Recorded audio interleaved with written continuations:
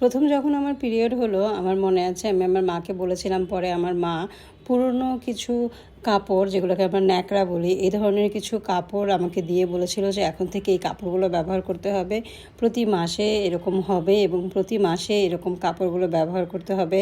এই কাপড়গুলো প্রতিদিন ধুয়ে রোদে শুকাতে হবে এবং রোদে শুকাতে দিতে হবে এমন জায়গায় যেখানে রোদ না পড়বে এবং মানুষের নজরে না লাগবে। তো যেখানে রোদ না পড়বে সেখানে রোদে শুকাতে দেওয়ার মানেটা কি? তো যাই হোক, এই ধরনের অস্বস্তিকর ব্যাপারগুলো সেই সময়টায় ছিল। প্রতি মাসে যখন এই দিনগুলো আসতো, আমি নিজের মধ্যে দুমড়ে মুচড়ে যেতাম, কান্নাকাটি করতাম প্রচুর। শারীরিক যন্ত্রণার চাইতেও তখন এই অস্বস্তিটা আরও বেশি মানে ব্যথাতুর হয়ে যেত। মনে হতো আল্লাহর কাছে কান্নাকাটি করে বলতাম যে আল্লাহ, তুমি কেন আমাকে মেয়ে বানিয়ে পাঠালে, কেন আমাকে ছেলে বানালে না? যখন আমি শুনলাম যে এই ব্যাপারটা শুধু মেয়েদেরই হয়, তখন তো মনে হলো যে যন্ত্রণাটা আরও বেড়ে গেল। মনে হলো যে কেন আমাকে তাহলে ছেলে বানানো হলো না, আল্লাহ কেন আমাকে মেয়ে বানালো? তার মানে আল্লাহ আমাকে কোনো শাস্তি দিতে চেয়েছে। আর যখন প্রথম দিকে বুঝলাম না, তখন তো ভাবতাম যে আমি নিশ্চয়ই কোনো বড় ধরনের পাপ করেছি যে আমার এত বড় একটা অসুখ হয়েছে। এটাকে তখন অসুখ মনে করতাম। আর মা মা তো নাই, বাবার তো প্রশ্নই আসে না। অন্য কারোর সঙ্গে তো এই ব্যাপারে কথা বলাও যাবে না, মা নিষেধ করে দিয়েছে। আর মাও খুব ডিটেলস কিছু বলে না। এটা নিয়ে একটা রাগঢাক ব্যাপার ছিল, কারোর সঙ্গে বলা যাবে না, কাউকে শেয়ার করা যাবে না এবং এগুলো নিয়ে কথা বলা যাবে না। এরকম নোংরা পচা আবর্জনার মতো কাপড় ব্যবহার করতে হবে।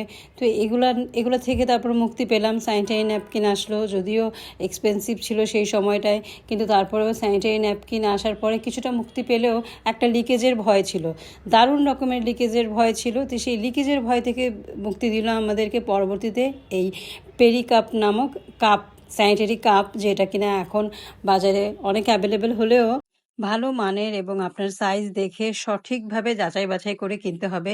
আমাদের এই পেরিক্যাপের সঙ্গে আমি যেরকম দেখলাম যে একটা হাউ টু ইউজ নামের ছোট্ট একটা নির্দেশিকা আছে, যেটা দিয়ে আপনি বুঝতে পারবেন কিভাবে এটাকে ইউজ করতে হবে, কিভাবে স্যানিটাইজ করতে হবে। এবং সেই সাথে এটা একটা নির্দিষ্ট সাইজের আসে। আপনি যখন ওদের সঙ্গে কথা বলবেন, আমি ওদের পেজের লিঙ্কটা আমার কমেন্ট বক্সে দিয়ে দিব। ওরা আপনার সঙ্গে কথা বলে আপনার সাইজ অনুযায়ী, আপনার প্রয়োজন অনুযায়ী আপনাকে পাঠাবে এবং এটা কিভাবে ইউজ করতে হয়, কি করতে হয়, সবই কিন্তু এখন বর্তমানে ইন্টারনেটে একটু ঘাটাঘাটি করলেই আপনারা পেয়ে যাবেন, গুগল করলে পেয়ে যাবেন। আর এটা কতটুকু নিরাপদ সেই সম্বন্ধেও জানতে পারবেন।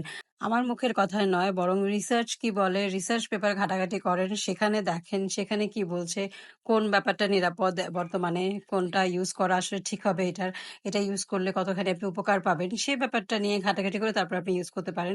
এটা সবচাইতে সুবিধার যেটা ছোট্ট একটা প্যাকেটে আসে এবং এটা আপনি ট্রাভেল ফ্রেন্ডলি। আপনি যদি বাইরে কোথাও ঘুরতে বের হন, লম্বা সময়ের জন্য আপনি বাইরে থাকবেন, সেক্ষেত্রে কিন্তু এরকম ছোট্ট একটা পাউচ ব্যাগে করে এটাকে ঢুকিয়ে আপনার হ্যান্ড ব্যাগে, হ্যান্ড লাগেজে, অথবা আপনার যে হ্যান্ড ব্যাগটা থাকে সেটার মধ্যে করে নিয়েও কিন্তু ক্যারি করতে পারবেন। খুবই মানে ইউজার ফ্রেন্ডলি, খুবই ছোট্ট একটা জিনিস। আপনার এটা ইউজ করার পর ঝামেলা মুক্ত থাকতে পারবে। তো যার কারণে আমার এই রিভিউটা দেওয়া, আমার কাছে মনে হয়েছে যে খুব ব্লেসিং একটা জিনিস।